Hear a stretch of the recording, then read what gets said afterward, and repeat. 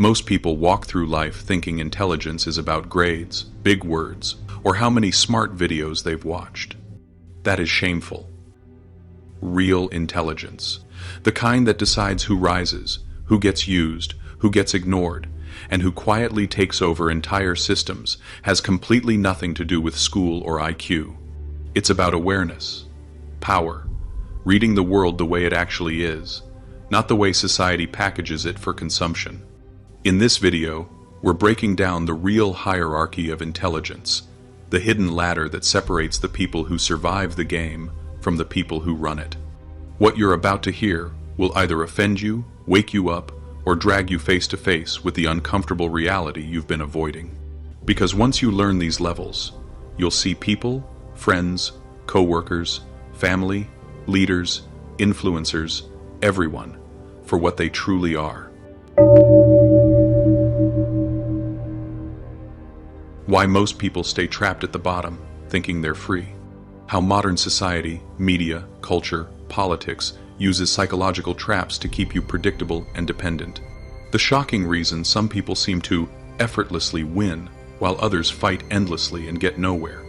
The rare mindset that allows a tiny minority to shape reality, while everyone else argues inside the box they designed.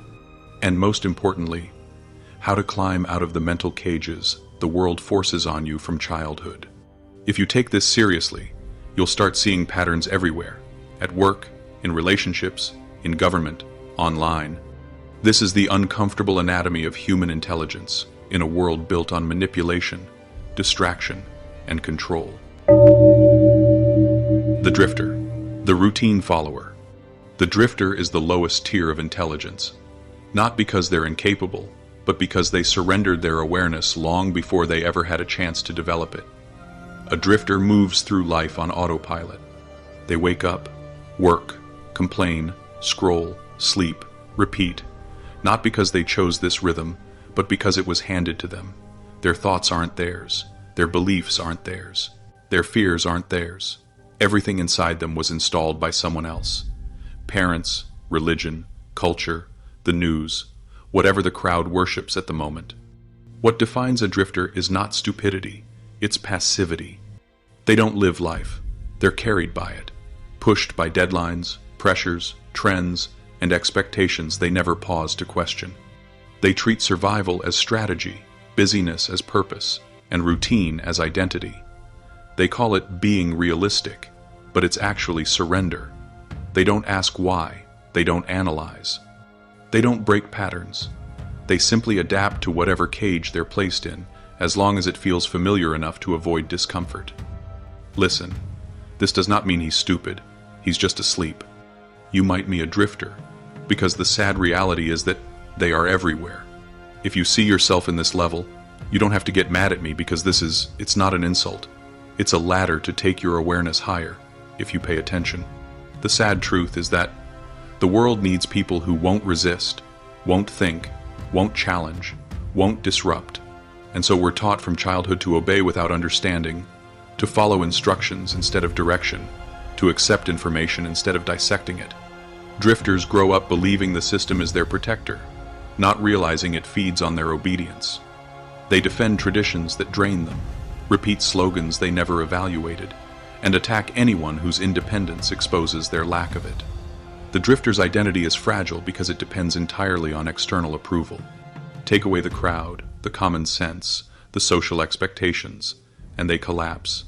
These type of people only feel safe when they blend in. Their greatest fear is standing out.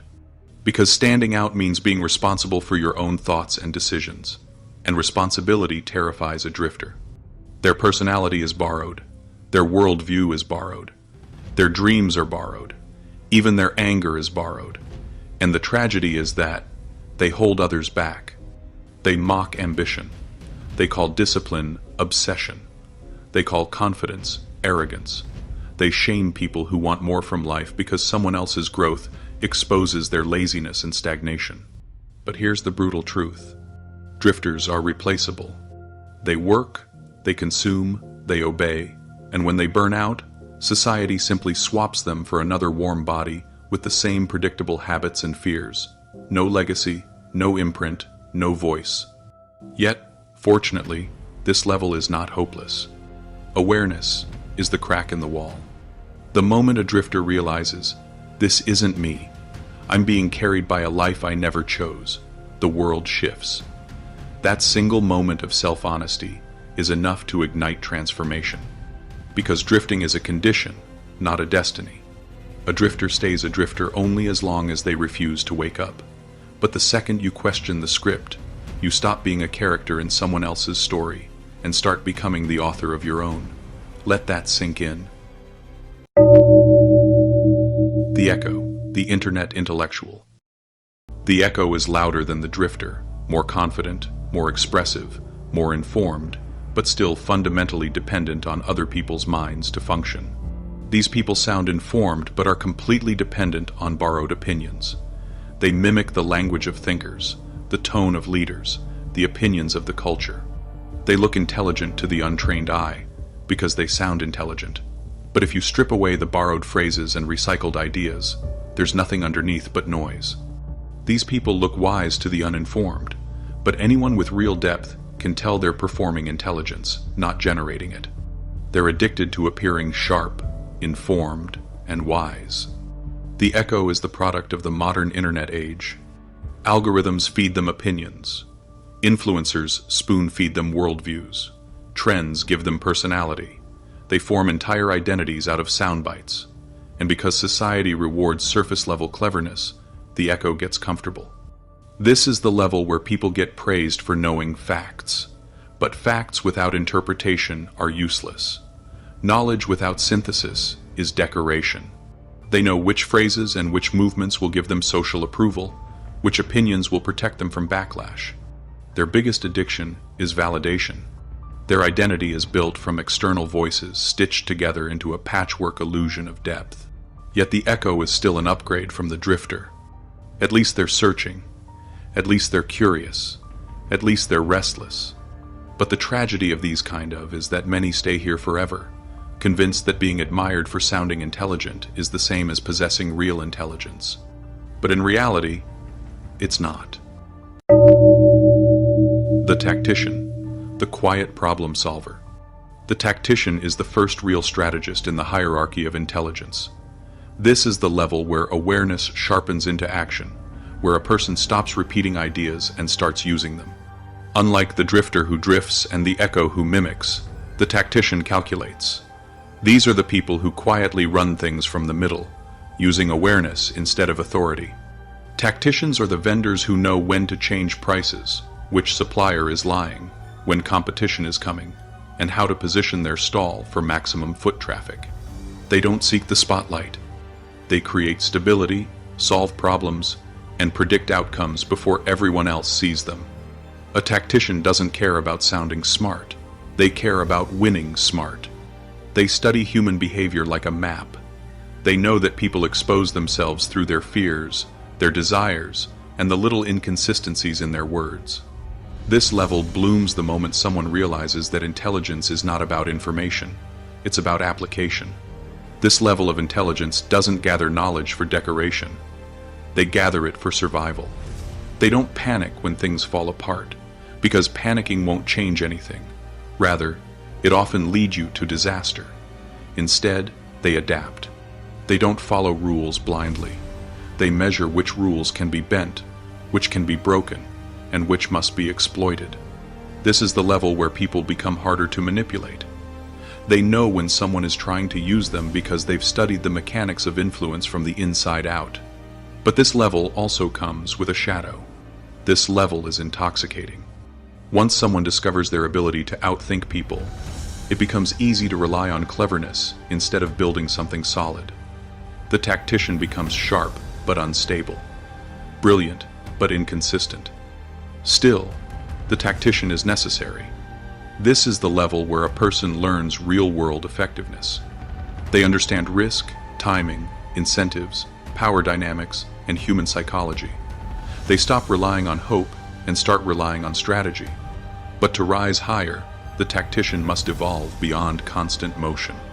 They must stop thinking in moves and start thinking in systems. Only then can the tactician ascend into the next tier, not the one who wins the game, but the one who engineers the outcomes themselves. The orchestrator, the behind-the-scenes influencer. The orchestrator is the level where intelligence stops being about clever moves and starts being about designing the entire environment where those moves take place. This is the person who has evolved beyond manipulation by moment and now thinks in terms of systems, influence networks, and psychological architecture. Where the tactician must be present to execute the next move, the orchestrator sets things in motion that continue working even in their absence. Let's use a nightclub or bar as an example. They are the managers who control the vibe without being seen, deciding which DJ plays, which customers get priority treatment, which promoters get access, and even how conflicts are handled. They guide the crowd without ever being the center of attention. The orchestrator understands a truth most people never realize. Real control is not about pushing people, it's about shaping the choices they believe they made on their own. This is the level where influence becomes invisible. This level of intelligence doesn't convince people. They condition them. They don't debate. They direct. They don't react. They set the stage, so every reaction benefits them. They create environments where people's decisions, even their resistance, still lead back to the outcomes the orchestrator intended. This is why their influence spreads quietly. They think in months, sometimes years. They're willing to let others take credit today so they can take control tomorrow. And because their power isn't tied to spotlight or applause, they don't fear losing attention, they fear losing leverage. But this level has a psychological cost. The orchestrator lives behind many masks. Every alliance is functional, every friendship conditional, every interaction strategic. They trust no one fully, not because they're paranoid, but because they understand human nature too well. So, the orchestrator adapts by becoming emotionally detached. They connect with people just enough to steer them, but never enough to be vulnerable. This emotional distance becomes both armor and prison. The orchestrator represents a higher intelligence because they've transcended survival and cleverness. They understand power not as a momentary victory, but as a mechanism, a structure that, once established, governs outcomes automatically. Still, they haven't reached the ultimate level. Because at level 4, the orchestrator is still bound to the system they're manipulating. They depend on the rules, the culture, the environment given to them. They may control the people within the structure, but they didn't build the structure itself. And that's the ceiling of this level. To rise beyond this, the orchestrator must stop mastering the game and begin creating the game.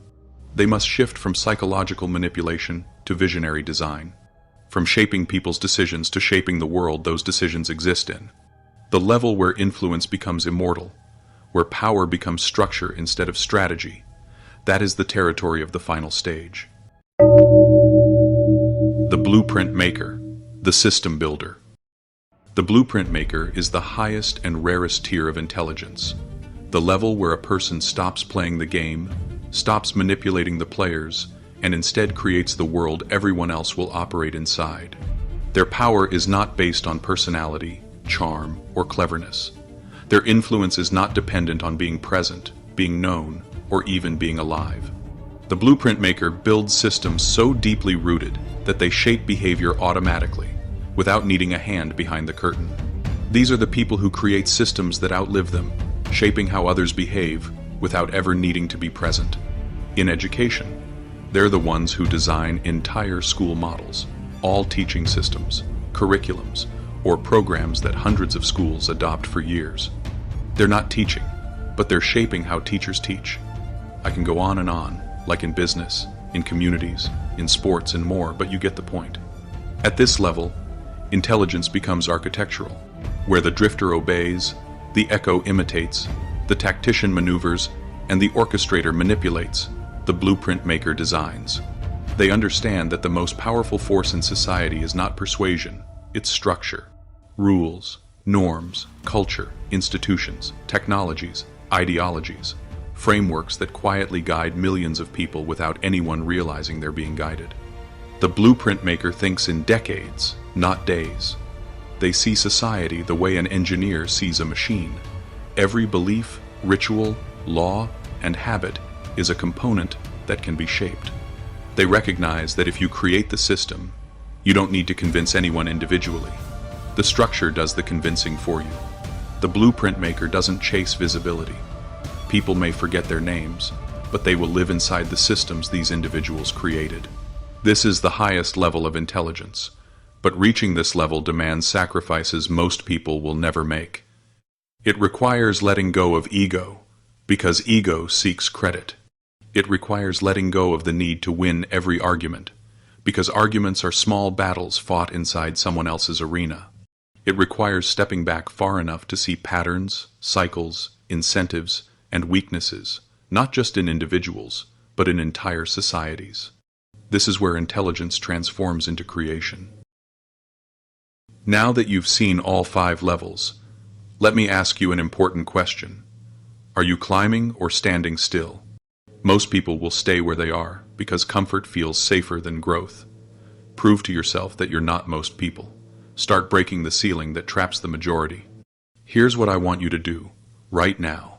Drop a comment telling me which level you believe you're in, be honest about it, and which level you're committed to reaching next. More videos that break down human behavior, power, psychology, strategy, and the hidden mechanics of the world we're living in will be made in the future. Subscribe now so you don't miss out. The game is real. You've seen the map. The only question left is, are you climbing or standing still?